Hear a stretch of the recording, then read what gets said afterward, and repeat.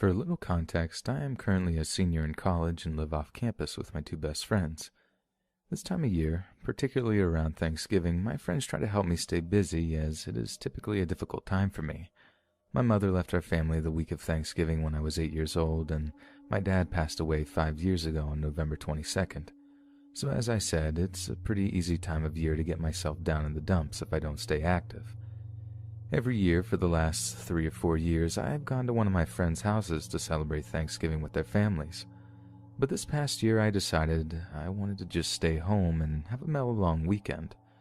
I figured I could catch up on work as well as my schoolwork, which was pretty far behind. My roommates and I didn't live particularly close to the university.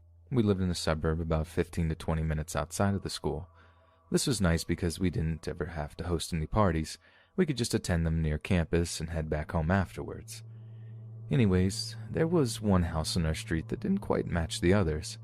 It wasn't that the house was worse than the others, but it had no landscaping and desperately needed a fresh coat of paint. My roommates and I knew the owner as he introduced himself when we moved in a few years back. His name is Jacob. He's about 5'6" and probably weighed 100 pounds soaking wet. Every time we've had an interaction with him, he was always very nice and polite. He even helped us fix our porch light when it broke last summer. He seems to be very cordial with everyone in the neighborhood and has helped numerous people with small handy jobs similar to the one I just mentioned. On the Wednesday night leading up to Thanksgiving, my two roommates went back to their families' houses in their hometowns. They both asked several times if I was 100% sure I wanted to spend Thanksgiving alone and that I'd be fine by myself. I honestly thought I would be, and thought perhaps enough time had passed that I could just focus on other things and not dwell on the past. I stocked up on Mountain Dew so I could stay awake after my assignments to play some PlayStation. At about 9 or 10 p.m., I went up to my room to throw on some sweatpants and grab the blanket for my bed. I glanced out my window and saw Jacob sitting on his front porch with the two porch lights on. I didn't think anything of it and went downstairs into the kitchen and made a peanut butter and fluff sandwich. I would say I was in the kitchen for probably about 5 minutes or so, finishing eating and doing a few dishes. When I finally sat down to play some games, I thought I heard something hit the front bay window, so I went to take a look. At first, I didn't see anything, but then noticed that Jacob had now turned the porch lights off and was standing on his front lawn, staring at the house with his head tilted like he was looking towards the windows upstairs. A little creeped out, I tried calling one of my friends who knew I was still in town to see if she wanted to meet up or stop over to hang out for a little bit. She didn't answer, so I sat on the couch for a couple of moments trying to figure out what to do. He was still standing there staring and seemingly moving a few feet closer to our property each time I looked. I wasn't sure what to do. I couldn't call the cops. He hadn't done anything except freak me out a little, and to this point, he hadn't even stepped on my property. After another few minutes, I looked out the window again and saw Jacob now on our lawn looking at the corner of the house. At least that's what it looked like he was staring at. At this point, I wasn't sure what his intentions were, and I didn't want to find out. Perhaps I was blowing this out of proportion, but I was legitimately scared. I grabbed my keys and phone and a few other items, thinking I would just drive to campus.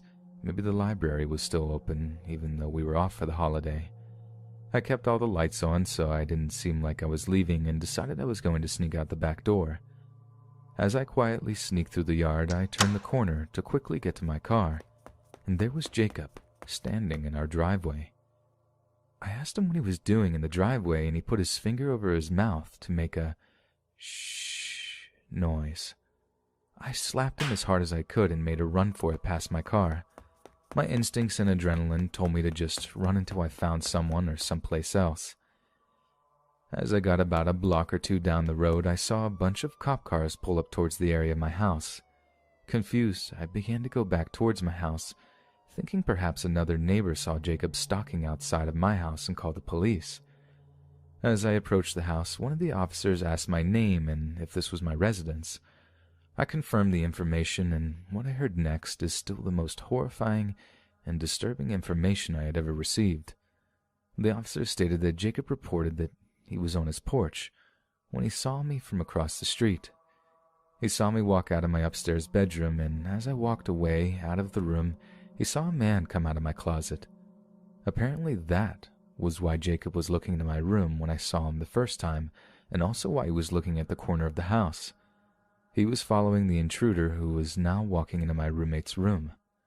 When I last saw him outside my house before I slapped him and ran in terror, Jacob stated that the random guy in my house had made it to the downstairs. Jacob was trying not to make any noise as not to alert the person inside, fearful he could be violent or dangerous.